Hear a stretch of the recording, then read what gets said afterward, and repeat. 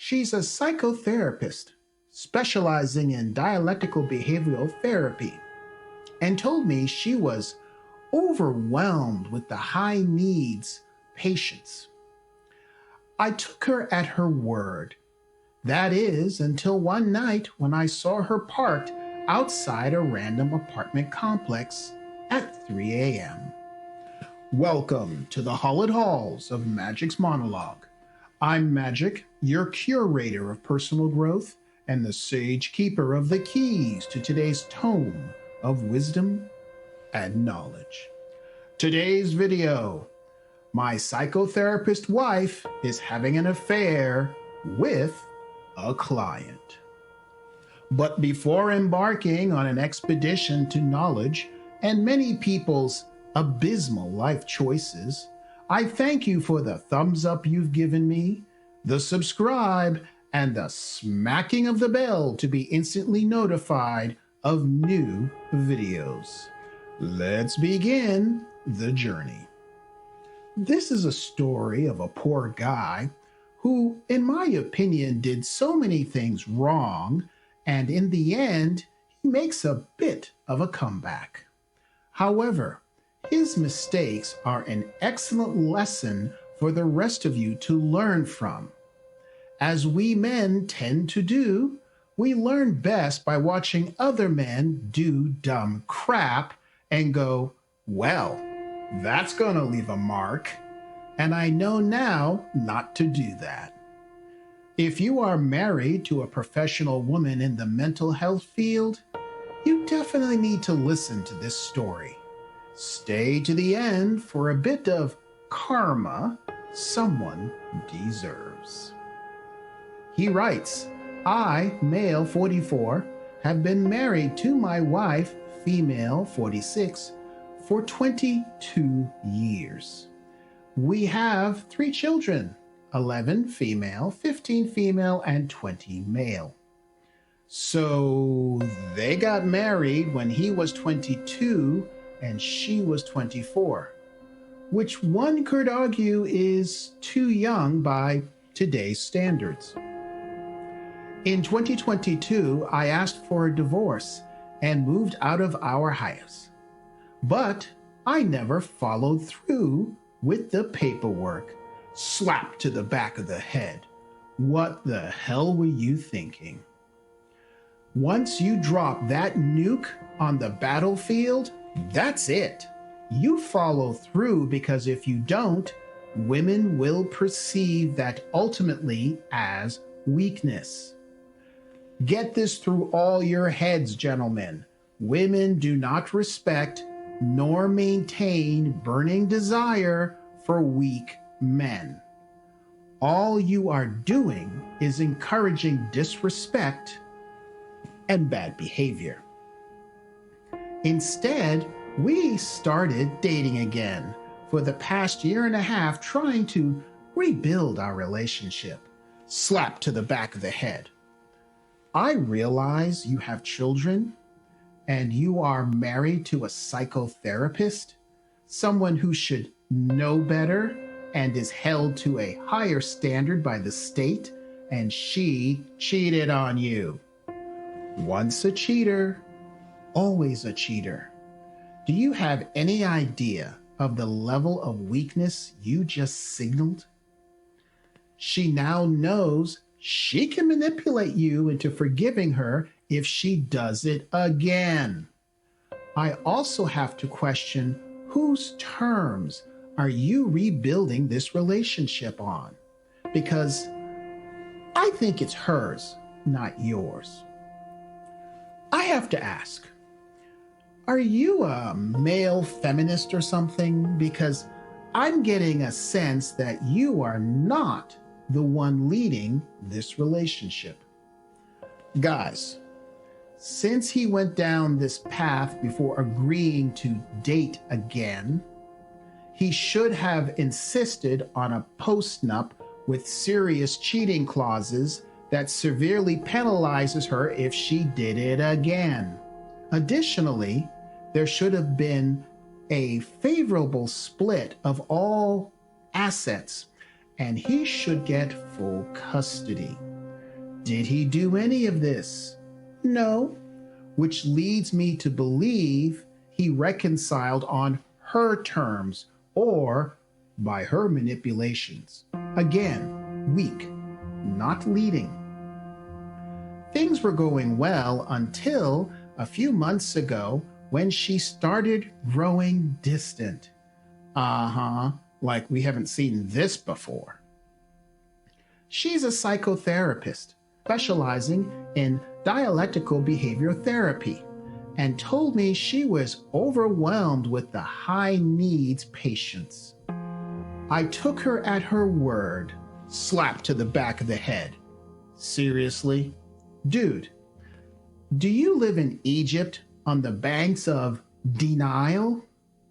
You should have immediately sat her down and set boundaries, letting her know that pulling away from her family was not acceptable. You don't take their word for it. You pay attention, and you start verifying. It's still trust, but verify. It's still play, but cut the cards. That is until one night when I saw her parked outside a random apartment complex at 3 a.m. She was borrowing my Tesla at the time, and I noticed her location through the car's tracking widget. When I confronted her, she claimed she was just visiting a friend, though this was extremely out of character for her. Red flags went up immediately. I pressed for details, and she eventually told me it was a new friend from work. They were supposed to meet earlier, but their plans got mixed up, and they ended up hanging out late. Slap to the back of the head. Okay, this guy's weak, and he is inviting her bad behavior. Let's be clear. She is accountable for her cheating. However, at this stage, he should have been at the lawyers the next freaking day to work on his exit plan and protect his assets. At this point, let your lawyer's PI gather evidence and you play the long game. That is what you should have done. In our marriage, we've always allowed close friendships with opposite sex, but we never had an open relationship. Still, something felt very off, you think? She was evasive when I asked more questions, but after a week, she finally gave me his name. She admitted the situation looked bad and agreed it was inappropriate, and she said she wouldn't see him outside of work anymore. Slap to the back of the head. That was for we've always allowed close friendships with the opposite sex. No, you're married. Neither one of you should have close opposite sex friends. Men who allow this are just asking for trouble. Slap to the back of the head again. That was for, but after a week, she finally gave me his name. You let her string you along for a week? You know, she's made you her little bitch, right? Guys, can you see why I get the impression he's one of these, male feminists? That was in early May 2024. Fast forward a few weeks to early June, and I discovered she had gone back to his place, staying until 6 a.m. When I confronted her again, she insisted he was just a friend, claiming she had too much to drink and fell asleep on his couch. I challenged her, and instead of giving me real answers, she said she needed space and asked me to leave her alone for a week. I wasn't convinced. Slap to the back of the head. And like a good little bitch, you complied, signaling yet again your weakness and her domination of the family. Do you know how many just of friends have ended marriages and relationships? During that week, I did some digging and found the guy's Instagram, phone number, and address. I reached out thinking that if he was truly just a friend, he wouldn't want things to be misconstrued. His response, he called me a little bitch and told me to go away. Slap to the back of the head. What the hell is wrong with you? That information should have gone to the lawyer you should have already had retained. That reaction only confirmed my suspicions, so I decided to visit his apartment to talk face to face. And a little foreshadowing, oh wow, we can't see that this is gonna be bad coming. No, not at all. When he came downstairs, he got right in my face, repeating the same insults and cursed me out. I kept my cool and calmly asked what was going on with my wife. He refused to answer and eventually called the police. But after getting off the phone, he shoved me to the ground, assault maybe, and had no interest in escalating things, so I left. Slap to the back of the head. Are you stoned or stupid? Sadly, my brother, he's right when he called you a little bitch. Now, guys, hang on, stay with me. This does get better, and let me make my point here. What you did was the behavior of a bitch. You lost control, you acted emotionally, and you let events rule over you instead of you ruling them. I do believe we call that stoicism. Your actions were feminine energy, not masculine nor smart. Now is the time you play the long game. You play chess, not checkers. You forgot you have kids. You have a duty to them and what would have happened to them if that little adventure of yours went bad.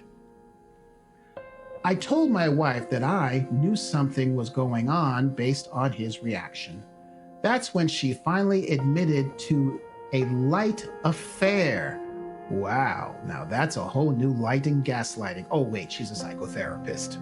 Claiming it wasn't physical, just some innocent meme sharing and fun conversations. I'll stop for a second and let that explanation sink in, guys. Okay, I'm tired of slapping you upside your head. This was another mistake. At this juncture, what you know should be left to your lawyer and their PI for evidence gathering. I was devastated, but she insisted I was overreacting and blowing things out of proportion. Oh, shocker. A psychotherapist expertly gaslighting you. Who could have ever seen that coming? Over the next couple of months, we continued talking, trying to figure out if our relationship could be saved. Newsflash, buddy, it can't. Guys, can you see how she doesn't have any respect for him? We went to music festivals, spent time together, and were frequently intimate. Oh wow, we'll talk about rewarding bad behavior. It almost felt like we were rebuilding something. Yeah, a major lie. Then, in August, she bought her own Tesla. While I was helping her set up her account, she suddenly went silent when she realized I could see her car's location, just like when she could see mine. I told her I had nothing to hide, but she insisted on separate accounts. Another red flag. I know, guys. Hang in there. We're going to get there. Stay with me. The very next night, I drove by his apartment. Sure enough, her car was parked right outside. I texted both of them asking her to come out and talk. She refused. I went home to wait for her.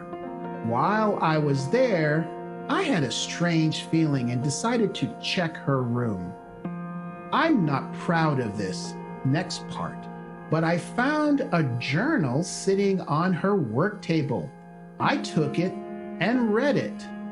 That's when I discovered the truth. Well, about time, considering everybody else watching this video is way ahead of you. The guy she was seeing wasn't just some random friend. He was one of her DPT clients, a man with BPD, borderline personality disorder. Her journal detailed therapy sessions lasting 4, 5, or even 6 hours. Oh yeah, I bet they were therapy sessions. She wrote about inappropriate physical contact, kissing, dry humping, and discussions about sexual topics. She described their deep emotional connection, fantasizing about a life with him while also wrestling with the guilt and shame. She knew she was risking everything to be with him, and yet she couldn't stop. When she got home, I confronted her. Slap to the back of the head. Mistake. You should have copied that and sent it to your lawyer. But hey, we've come to expect this from you. She broke down, begging me not to report her to the Board of Behavioral Health. I left around 2 a.m. and immediately scheduled a session with my own therapist that morning to process everything. This is what I call a Scrooge moment. Sometimes you have to slap them in the face just to get their attention. He should have made copies of that journal and sent it all to his lawyer. This would have been leverage in a custody battle and divorce settlement. Turns out that all therapists are mandatory reporters when it comes to ethical breaches. My therapist reported her. Well, imagine that. An investigation was launched, and I was contacted by the Attorney General's office to give them a sworn statement. I kept my testimony vague. I didn't want to be vindictive, so I told them I wouldn't provide photos of her journal unless subpoenaed. I'm tired of slapping upside the back of your head. That was a mistake. She has shown him who she is, and he is still simping for her. Think about this, guys. She is a therapist, and she has so screwed with his head, there's no masculinity left in him. Emotional, damn it! I convinced my wife to self-report, which she did. The investigation is ongoing, and I assume they're auditing her client records and conducting interviews, but I have no insight until the final report is made public. Meanwhile, our marriage is officially over. We are deep into divorce process. About freaking time. In retaliation, she took out a harassment restraining order, HRO, against me for stealing her journal and bombarding her with texts asking why she did this. Since I occasionally get a gut feeling she's still seeing him, and every time I check, I'm right. Her car is still parked outside his place at night. She continues to risk everything, her career, her reputation, her family. As for me, I've been focusing on healing. I'm seeing my therapist regularly and staying steady on my meds, but I still feel lost. This has been incredibly difficult to process, which is why I decided to write it all here. Thanks for reading and offering my support. Okay, yes, that was painful. However, if you made it this far, what are the lessons? Once a cheater, always a cheater. The most powerful thing a man can do is to just walk away. When he didn't follow through on the divorce the first time, he signaled weakness. Women cannot respect or love a man they perceive as weak, and they will find ways to punish you and make your life hell. I have to wonder if she chose him because he was weak and she would then be in control, which leads to my next unscientific position. Guys, women in certain professions are for fun. However, marrying them is most likely a bad idea. Women in the medical fields, lawyers, police officers, and in this case, psychotherapists. Look, I'm not a professional. However, this is just an opinion on my part, but I think this woman has BPD herself, or this is a case where they call it countertransference, where a therapist projects their own feelings onto a client, leading to inappropriate intimacy. Additionally, it is my opinion, not a diagnosis. We can add to this fucked up soup emotional dysregulation, the lack of impulse control, continuing affair despite risks. Let's not forget lots of codependency, feeling needed by the client, and perhaps some serious rescue fantasies. Do I know any of this for sure? Nope. Who knows? It's just a personal opinion. Dude, you need help. Because in all of this, she has forgotten her duty to your kids, and they need a father who is masculine man. I know I seem harsh, but I'm giving it to you like a man. Seeing a therapist is good, but the goal now is to bring you back to your masculine center so you can lead what's left of your family. You need to get your ass to the gym and work out hard. There is positive emotion in motion. Next, take up a combat sport, be it boxing, MMA fighting, or some other martial art. You need to become a badass, not to bully and harm others, but to rebuild your confidence. Men in general being able to kick someone's ass goes a long way with your internal self. In the comments below, guys, what lessons did you take from this? Can any of you relate to his situation? If you found value in this video, then help a brother out by doing 3 things. Give me a thumbs up, subscribe, hit that bell, and share this with at least 3 friends who need to learn from this channel. Confession is good for the soul and this channel. Send me your personal relationship stories to share, or if you see an article online you think I should cover, send the link to stories@magicsmonologue.com. If you have a moment, subscribe to my Locals, Rumble, X, Getter, or Gab for future politically incorrect content which this platform, being YouTube, may not appreciate.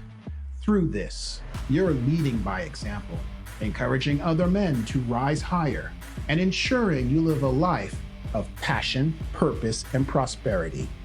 If you are interested in learning dating rules that might help you not to become this guy, then check out 10 Rules to Date By and Why She Never Be Happy, coming up right now.